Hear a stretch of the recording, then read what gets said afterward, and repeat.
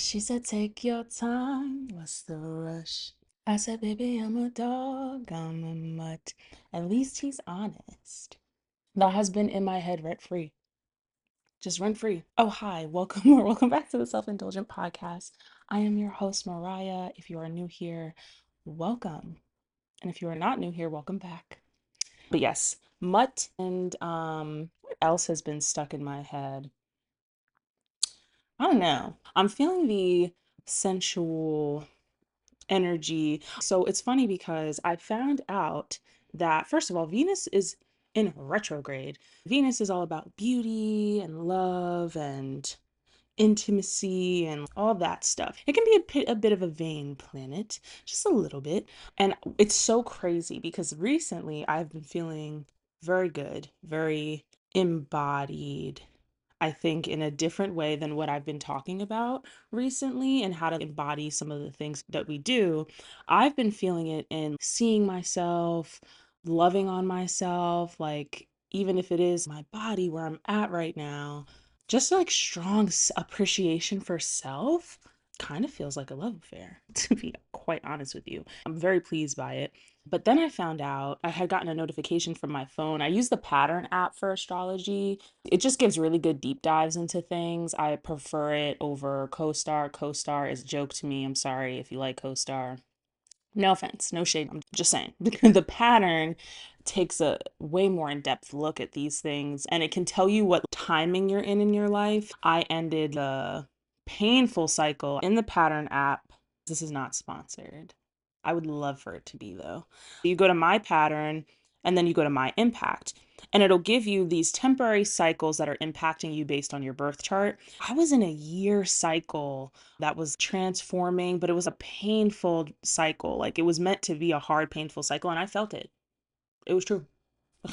And so right now, the two cycles that I'm in are one being the longer one, Destiny Expanded, from August 10th, 2024 to April 7th of this April. So the summary of it is just that right now you're being encouraged to move towards your destiny. Opportunities are opening up for you. If you know where you're headed, now is the time to commit yourself even more. By channeling this energy, you can manifest your goals. Love the vibes. And that's all from my rising and Mars placement in my cycle and all astrology. The other cycle that I am in right now started on February 14th and will end on August 16th of this year. It's called Spiritual Path. And it says this moment is full of potential for you. It's to your advantage to be confident and enthusiastic about where you're heading. Embrace what excites and inspires you, whether at work, with friends, or in a relationship. The collective flow of humanity is in harmony with you right now and aligned with your personal place in the cosmic order of things. Feel free to explore and envision all possibilities. I'm doing that.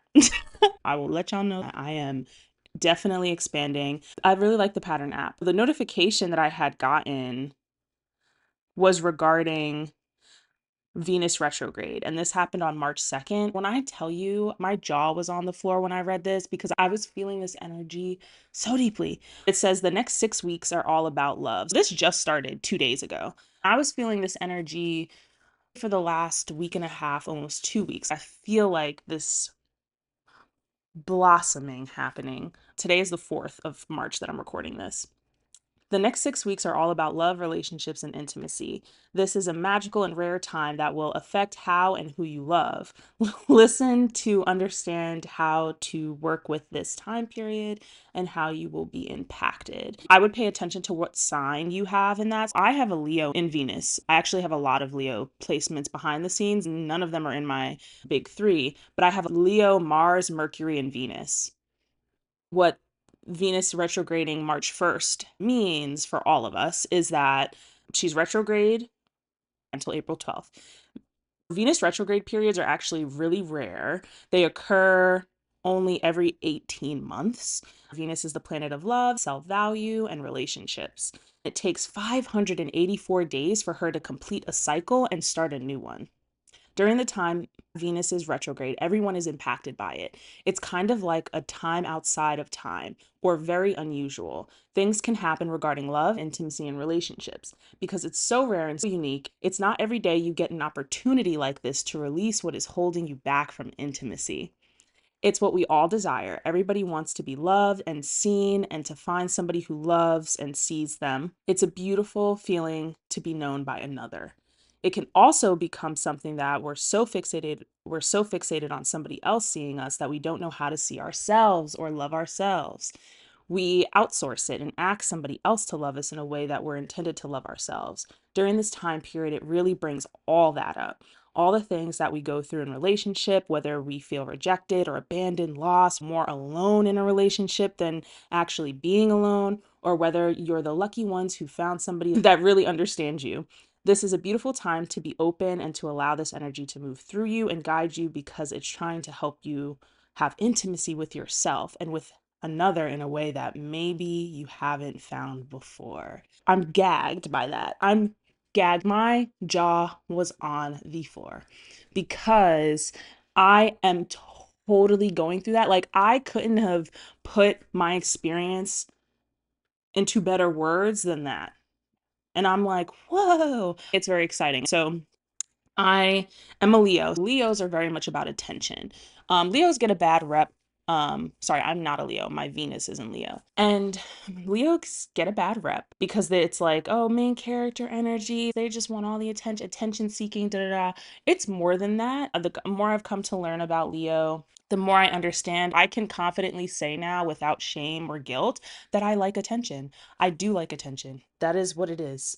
But I think to be seen by another is really powerful. And I think it allows me to feel like we're connecting. And I want to see others as well. I am deeply invested in others and I want to see and understand others to the best of my abilities. I want people to correct me and show me who they are. Part of that is understanding intimacy. Last night, I was in a case conference for my human sexuality med program alongside clinical psychology class. So it's kind of like group supervision. And we're talking about clients and stuff, and we start talking about intimacy. Somebody asks, how do you describe intimacy to your client when stuff like that comes up? The professor had said, intimacy is knowing who you are and letting someone else in on the secret. That's hot. I love that. What do you mean? That is a beautiful way to describe intimacy. I am someone who deeply looks for connection, adventure, and being seen, right? I have a lot of Leo placements. I think what I'm looking for is more intimacy in life. It's so crazy that came up last night because of everything I've been experiencing and feeling this last week. I think intimacy describes a lot of what I'm looking for in life that I've been missing in various ways. Knowing who you are and letting someone else in on the secret, there's twofold. One is there's deep intimacy in knowing who you are.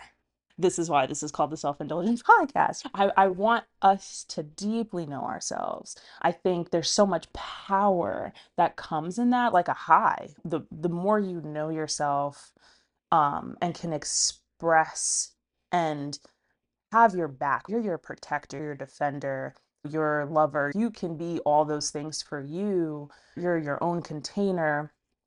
When you know yourself deeply, this doesn't mean things are going to be perfect all the time, but when you deeply know who you are and then have the power and discernment to be able to let who you want in on the secret because you are sacred and you get to choose who gets to be let in on the secret, that's intimacy.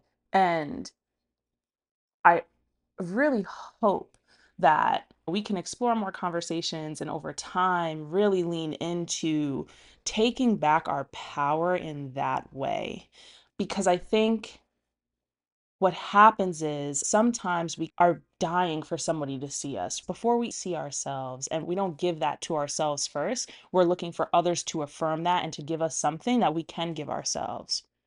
But what if we give that to ourselves first? We know ourselves first, and then we are selective in who we let in on our secrets, because it's a privilege. It is a privilege to allow somebody to get to know you. It is a privilege for them to enter into your space, right? And vice versa. I love this conversation. I think I was blown away by that definition of intimacy. It's hard to be intimate and connect with others and find confidence in that when we don't know who we are or we deny who we are. I'm realizing, and it's so crazy because you think you know, but you don't know until you know.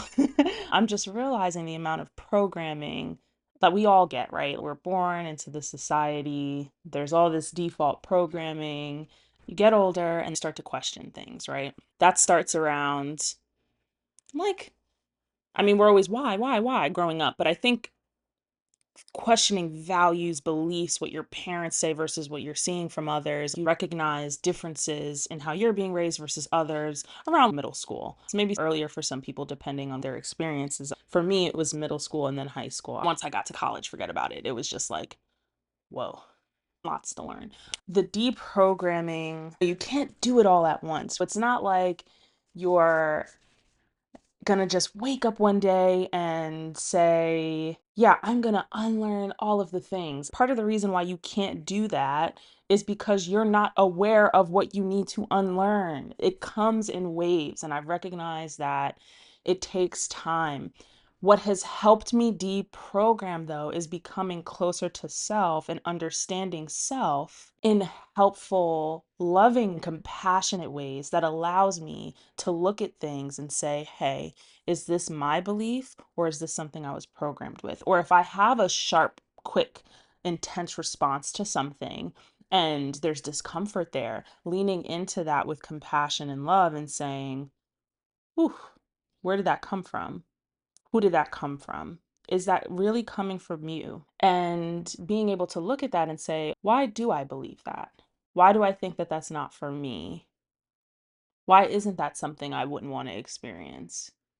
Is that true? Do I not want to experience that?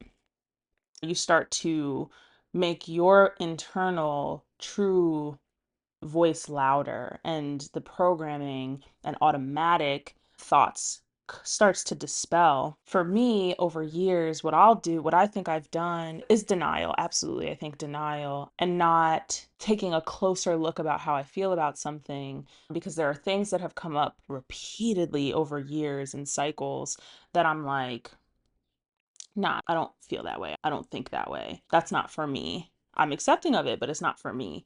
And then it'll come up again. And I'm like, why is it coming up? Like, why is that coming up into my consciousness so often, or often enough for me to have this history of recognizing it coming up? As I've developed and gotten to know myself better, I finally have gotten to a place where I've allowed certain things to come into my stratosphere and say, hey, let's revisit this. How do you actually feel about this?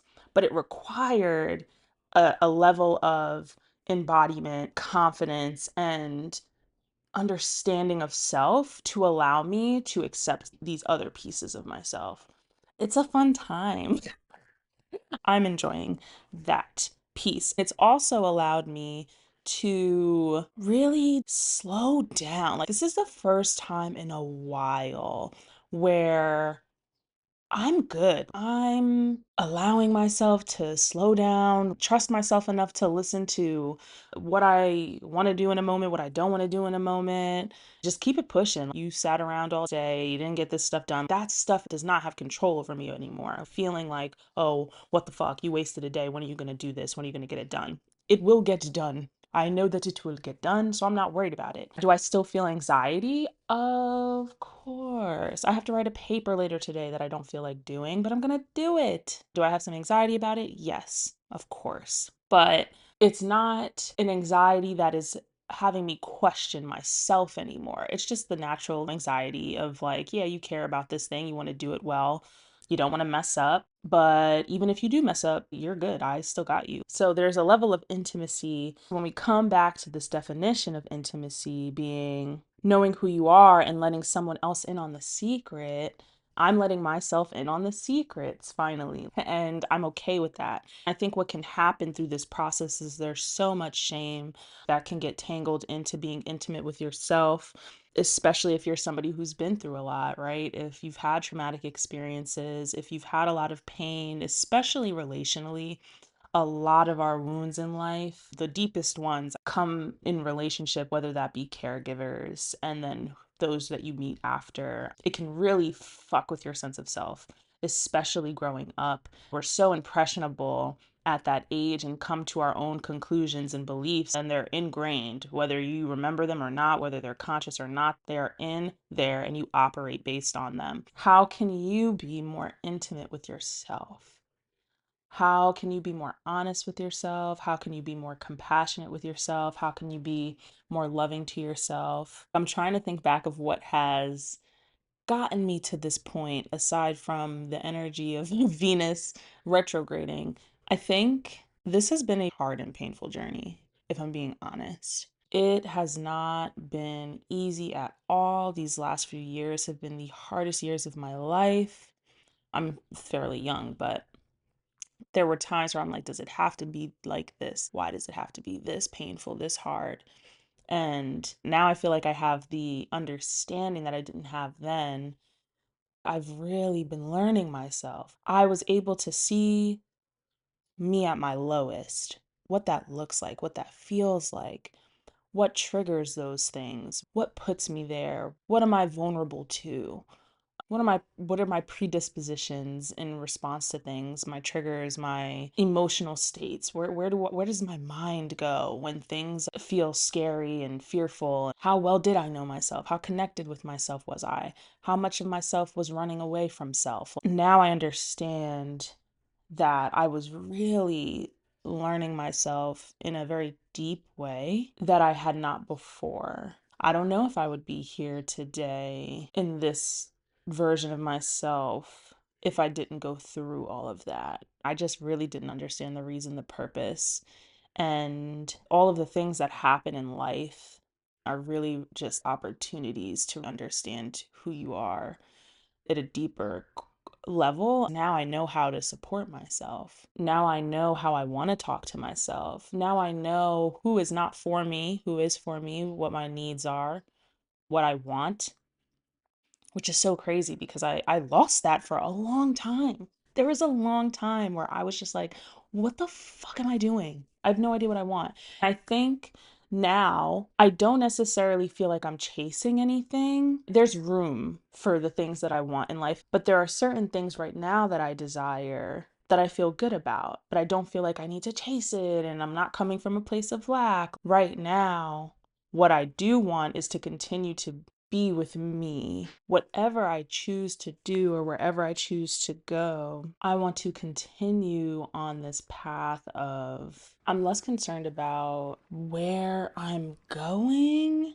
I know it sounds kind of crazy, but more like how I'm getting there and just being present in that and spending time with myself in that. That feels really good. I'm just enjoying what I'm doing. I'm trying to enjoy the day to day. It's really finding intimacy with myself and finding who I am in these little spaces and these little pockets. That has really helped. I think I'm realizing that I've always had a love for music, right? Always. Growing up, I have a lyrics journal from when I was in elementary and middle school where I would just sit there and write down lyrics in a book and watch music videos over and over again. And it was just like I have a bunch of lyrics in a book that I would copy down as if I didn't have the internet. But that's what I did. I was just obsessed, constantly listening to music. That's all I would do. Watch videos and or watch 106 in Park and get super excited. It was funny that I just disconnected from that as I got older. And now I'm leaning back into it. I have a playlist going and I'm realizing that's something I really like. It's something that helps me be present. So I'm adding that back in. I'm taking the time to allow myself to do that. I'm giving myself time to do these things. Even in taking the time to get ready in the morning, do my hair, my skincare, my makeup, I'm realizing I actually do like those things. Growing up, we didn't have much money and I didn't start buying my own clothes until I got a job. I was trying to explore some things, but there were still rules about what I could and couldn't wear. I had no confidence in it. I felt like certain things weren't for me. I felt like I didn't have a sense of style. I didn't like how I looked in certain things. And so I'm just like, oh yeah, this isn't for me. I don't care about fashion, clothes, getting dressed and makeup, all that stuff is not for me. I don't understand it. I don't know how to do it. But I've given myself the time now to figure it out, what I like, what I don't like, put energy towards it, and make it happen. And I think part of what happens here is that I am giving myself compassion through it. I think I've attempted over the years and gotten very frustrated, and it tanks my self-esteem and confidence. Part of that is because I was not giving space for trial and error. I wasn't looking at it as, hey, we're exploring what you like. We're exploring, and you may find it, you may not find it. You may figure it out, you may not figure it out today or tomorrow, but you can keep trying. And the response was like, I felt really bad about myself. I felt like I wasn't attractive. I felt like this wouldn't be me. And it's so crazy because that's not true. Looking back now, I know that's not true because the way that I thought about myself in my head and I envisioned this version of myself, it was always there. It wasn't like I was pulling that out of thin air. That desire to embody who you are, even in an expressive way, right? Even if it is in physical expression through clothes and style and hair and makeup, it doesn't matter. I'm still an embodied version of myself through it. If I feel good in it and it feels like me, go for it, do it. This feels like me. I'm starting to find me. I am becoming more intimate with myself. That is the most important thing. The intimacy you share with yourself is so important, especially if you want intimacy with others. I'm starting to believe that you do have to have intimacy with yourself first if you want true, deep, healthy, fun, strong intimacy with others. I think it can be hard to build with new people when there's a lack of intimacy with self and a lack of knowing who you are. For me, confidence was an issue. Self-esteem was an issue. Needing affirmation and reassurance from others was an issue. Giving too much to receive something back. So self-sacrifice was an issue. And then all those things kind of brewed resentment towards others. As I've worked on all of these things and deepened intimacy with myself, I think I'm now in a position where I am available and able to create intimacy with others, no matter how that looks. Because how are you going to let somebody else in on a secret that you don't know yourself, if that's what we're saying intimacy is?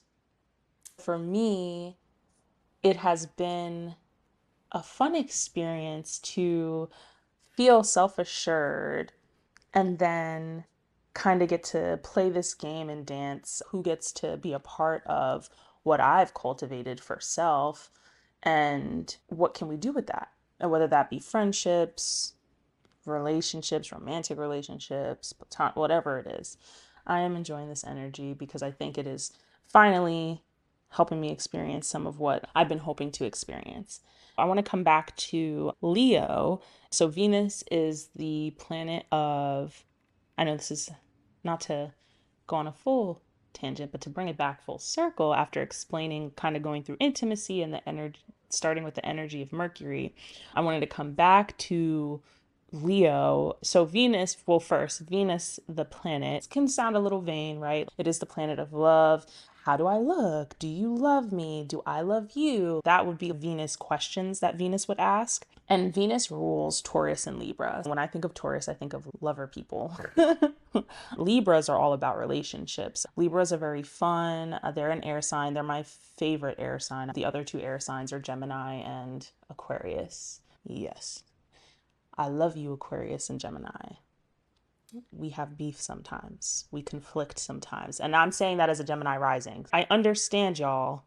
And also, y'all bump heads with my Virgo sons. That's all I have to say about that. It is quite the time. Libras are a little different than Aquarius and Gemini. Gemini and Aquarius have the way they think unique to them. But with Libras, I don't know, Libras are all about relationships. And I feel like I'm very community, connection, all that stuff. I love a Libra. The fact that they're ruled by Venus does not surprise me at all because they're just like, oh, relationship, give it to me. The lesson of a Libra is to learn how to have a relationship with self and prioritize self first before getting into all these relationships. When you think Venus, think beauty, taste buds, romanticism, feelings, what you're attracted to, your natural instincts, how you do relationship, what draws you to another, money, artistic sensibility. If you have Venus in a water sign, it's very longing, romantic, and possessive in love. In air, you're a freedom lover, you love books, and you're a student, and you're indulging in learning, right? In earth, you're very specific and detailed, have strong preferences, you know what you like. In fire, which is Leo, Sag, and Aries, would be very playful, can be competitive, loves to be outdoors and in nature. Yeah, so take all of that, understanding Venus, and then wherever your Venus is placed, and those energies might be heightened. I want to come back to some of the posts that I had read earlier to wrap us up in this topic. Venus is a planet of love, self-value, and relationships.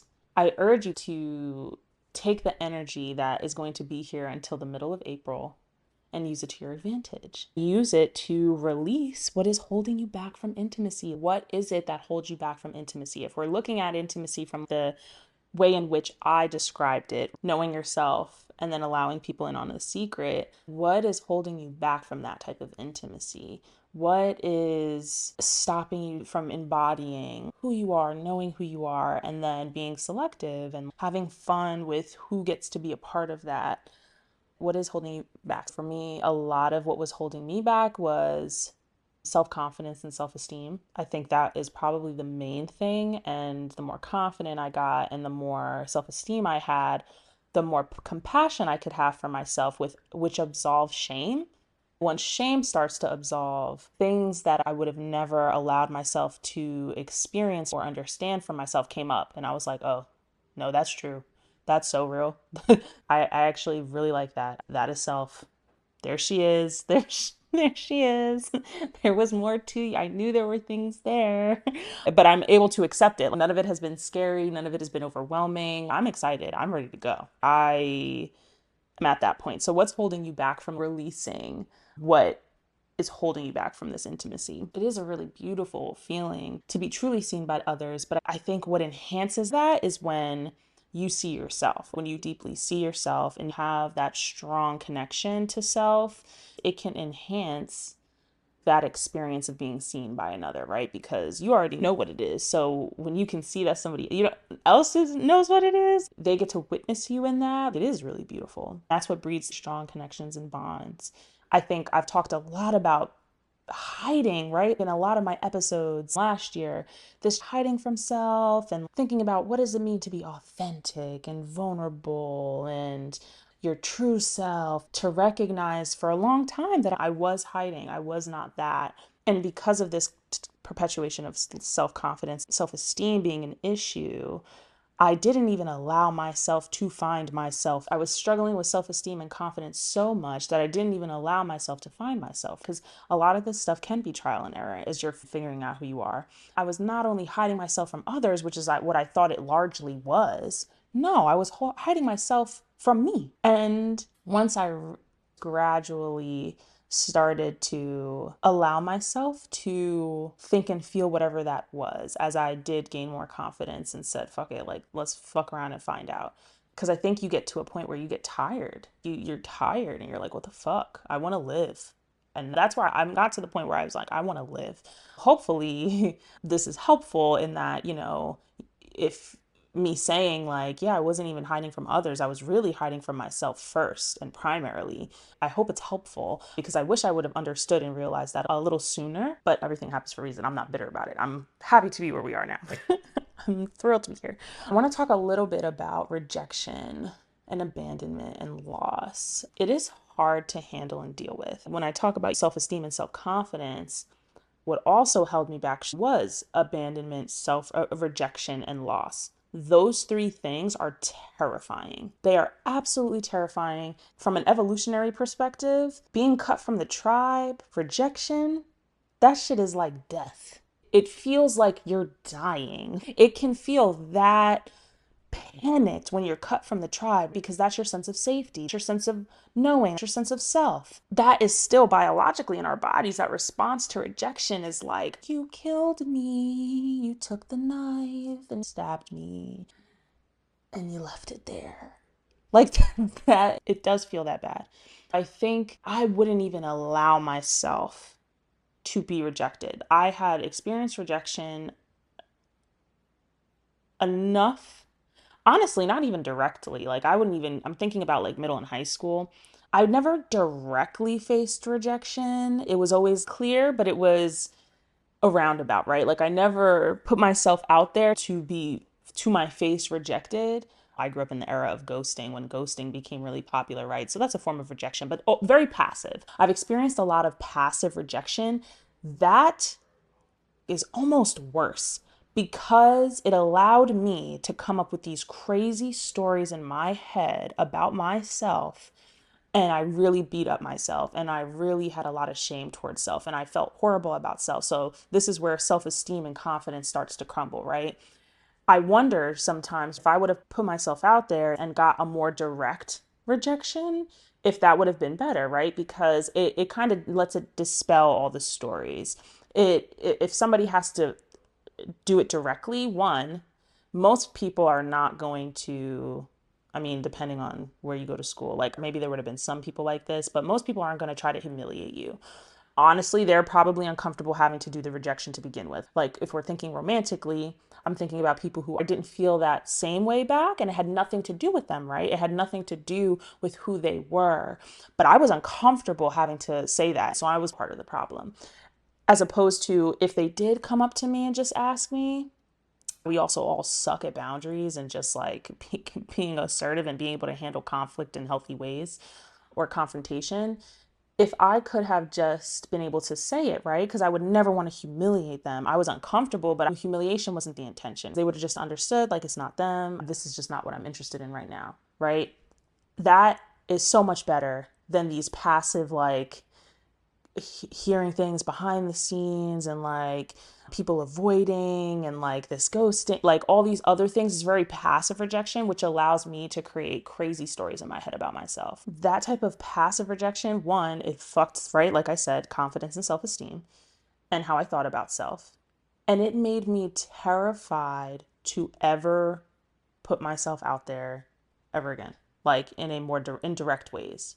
So again, hiding self from not only from me, but from others, right? And never just going after what I want. And I think what is most notable about this, and this is what I mean by hiding from self, is that I'm a very expressive person.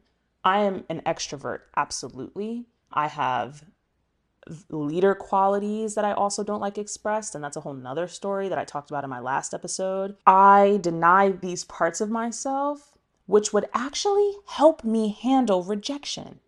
It would help me handle conflict. These natural pieces of myself would actually foster and help me deal with these things, right? And it would help build confidence.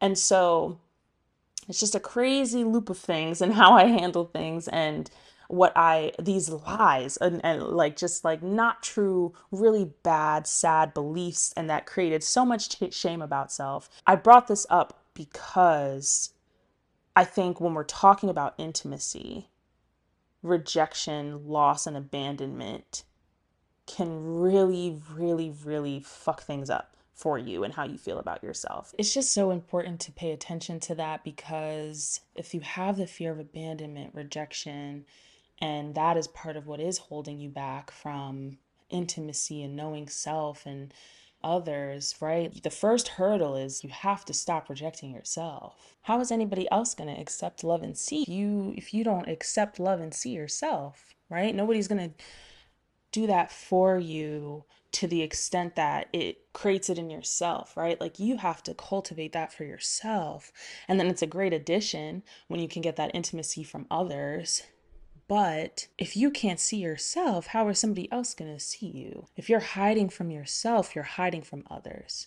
Nobody's going to save you from that. People can still love you while you're experiencing that, but they can't save you from those feelings that stop you from fully embodying who you are. Life is so much richer when you know who you are, and therefore you can be intimate in life, right? It is an intimate experience when I'm taking time with myself in the morning. I can make that intimate. When I'm listening to my body, when I'm going to the gym, that's an intimate experience now. Like, I understand that as I am giving myself what I say that I want. Like, I am showing up for myself in the ways that I've said that I want to, and I'm fully embodying that and loving myself through that. That's intimacy and confidence. And it took a long time for me to recognize it, right? Because those are things that I've been doing. I've been going to the gym. I've been listening to my body. I've been doing this podcast, and I wouldn't even give myself that recognition. Like, I wasn't seeing myself. I literally was just like, nobody else sees me. That is truly kind of how I felt. It felt like I was doing this alone, and there was nobody to witness, but I wasn't witnessing me. I wasn't embodied or engaged with myself. That has changed now. I am embodied and I am engaged with myself. I enjoy myself. I think I'm the shit. I'm gonna be honest with you. I'm starting to think I'm the shit. And there are days where it fluctuates, right? What I wanted to come back to that I said earlier was that that does not mean things are going to be perfect all the time. You are not going to wake up and love yourself every day and never experience anything bad again. You're never going to feel good all the time, right? It's not about that. There are ways to love yourself through pain and these experiences by not beating yourself up. Just asking yourself, what do I need right now? Like, I'm crashing the fuck out right now. What do I need? Just asking that alone is a form of self-love. Just to even be concerned about self is a form of self-love. And we don't give that enough credit. We're like, I wouldn't be feeling this way if I loved myself, right? Why do I feel this way? And just judging the emotion, like, it's just not helpful. You're going to feel what you're going to feel. The power that you can get from having intimacy with yourself and knowing yourself and being able to understand self is that you can show up and support yourself regardless of what's happening. It doesn't mean it's going to feel good, but now you're no longer attacking yourself for not feeling good, and you're no longer attacking yourself from this thing happening, or you making this mistake, or this came up, or whatever the case is. You have come to a deeper level of appreciation and understanding and compassion that you can allow these things to pass. If you need to sit in it, you sit in it. If it's a horrible week, it's a horrible week, but it means nothing about you and who you are anymore. You're no longer questioning that because you have a foundation of that. Okay. I think I'm done. I hope that all made sense and was helpful to you guys. I also am realizing that spring is coming and I'm ready. I'm ready for it. So that could also be the energy that I'm feeling. The sun has been out more. I'm ready for it to stop being frigid. I really hope you guys are kinder to yourself and think more about what is holding you back from knowing who you are and then being able to let yourself in and others in on that secret. It got super bright outside and it is messing with all the lights. If you're listening to this on Spotify or wherever you listen to your podcast and you like this episode, please give me a 5-star review and follow the podcast so you don't miss an episode. And if you are watching this on YouTube, don't forget to like, comment, and subscribe, and share this with anybody who you think needs to hear this message. Thank you guys so much for watching, and I will see you next week. Bye.